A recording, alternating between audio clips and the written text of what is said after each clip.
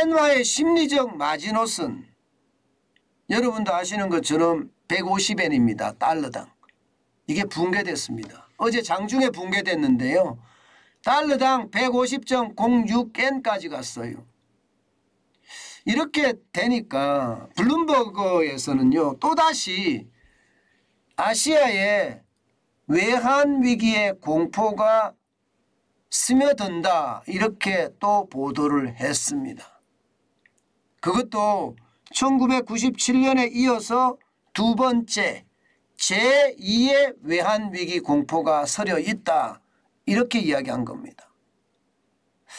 저는요 이것을 보면서 야 진짜 일본이 좀 무책임한 것 아닌가 뭐 이런 생각도 많이 해봅니다.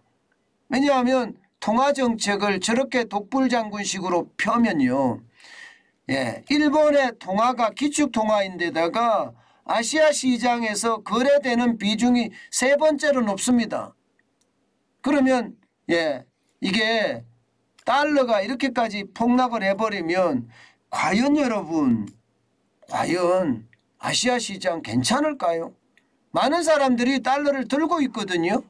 많은 사람들이. 게다가 달러 외채도 많습니다. 달러 외채야 각국 입장에서야 더 좋거나 나쁠 수 이거는 뭐 상황에 따라 다르지만 있을 수 있지만 어쨌든 이렇게 됐을 때 일본에 있는 외국인들은 어떻게 될까요? 일본에 있는 외국인들은. 일본의 외국인들은요 이렇게 되면 다 빠져나갈 수밖에 없어요. 다 빠져나갈 수밖에 없습니다. 상황이 진짜 나쁘죠. 150.06까지 갔으니까 올 1월 31일만 하더라도 115.2엔이었습니다. 달러당.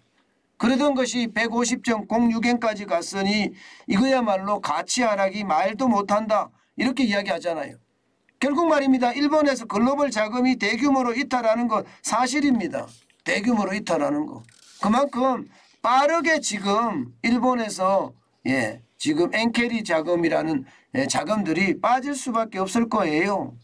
야, 진짜 심각하죠.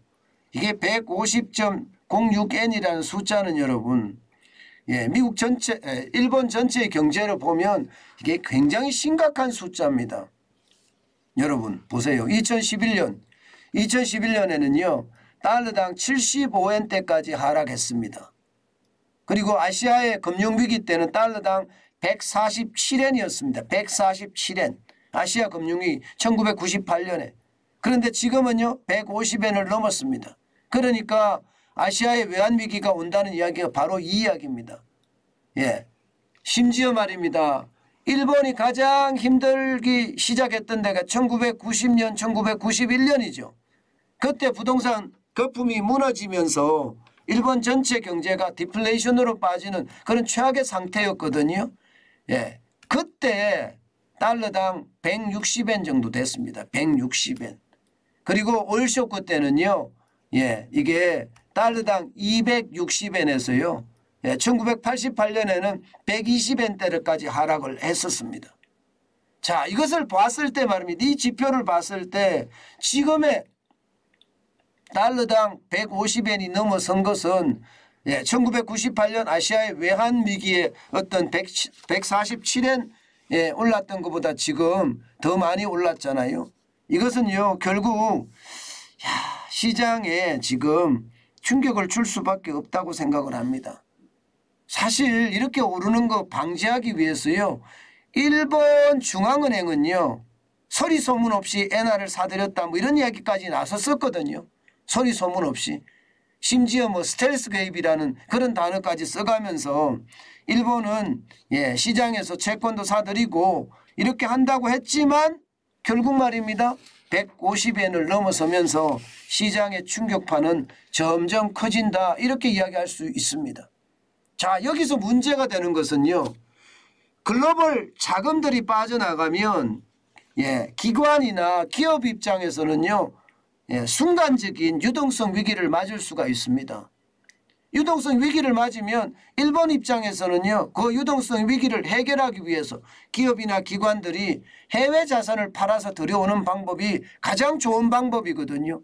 그러면 가깝게는 대한민국에서 멀게는 저기 인도까지 가서 예, 일본의 예, 해외 자산을 매각해서 국내로 들여간다면 다른 나라들은 어떻게 될까요? 매각된 나라들은 아무래도 혼란이 올 수밖에 없죠.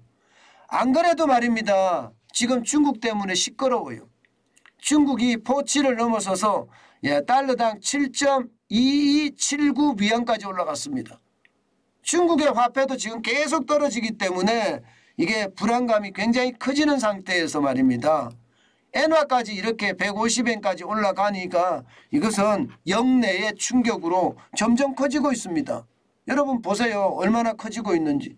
일본 엔화가 떨어지는 것도 그렇지만 중국 위안화도 마이너스 13.6% 적지 않습니다. 인도네시아 루피아는 마이너스 9.1%고요. 태국의 바트화는 14.7%입니다. 필리핀의 페소화는 15.7%고요. 베트남의 동화는 여러분 7.5%까지 떨어졌어요. 이것은요 결국 말입니다. 엔화의 약세와 위안화의 약세 그리고 아시아 전역의 화폐들이 약세가 심화되고 있는 가운데 슈퍼 엔저가 됐을 때 결국 유동성 위기에 내몰린 일본의 기관이나 기업들이 해외의 자산을 팔기 시작하면 저는 굉장히 심각한 충격으로까지 발전될 수 있다는 게 지금 현실이 될 겁니다. 그래서 굉장히 위험합니다. 실제 말입니다. 아시아 시장은요. 위안화하고 엔화가 사실 큰 닷 같거든요. 뭐 아시아 시장에는 화교들이 굉장히 많으니까 뭐 당연히 위안화도 그런 걸 가지고 있거든요. 때문에 저는 굉장히 위험하다. 지금 우리나라만 위험한 것이 아니라 아시아 시장 전역이 위험하다. 저는 이렇게까지 해석을 합니다. 그만큼 말입니다. 상황이 계속 나빠진다는 이야기입니다. 여러분 외환위기 안 온다 이렇게 이야기하는 정부의 태도는요. 저는 너무 안일하게 대응하는 것 아닌가 이렇게 생각합니다. 외환위기는 언제든 올 수 있습니다. 우리가 외환 보유액이 4,100억 달러라서 다른 나라에 비해서 좋다. 그 말은 맞습니다.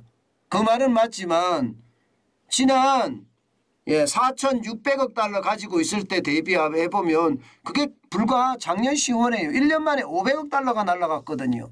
500억 달러 가까이가.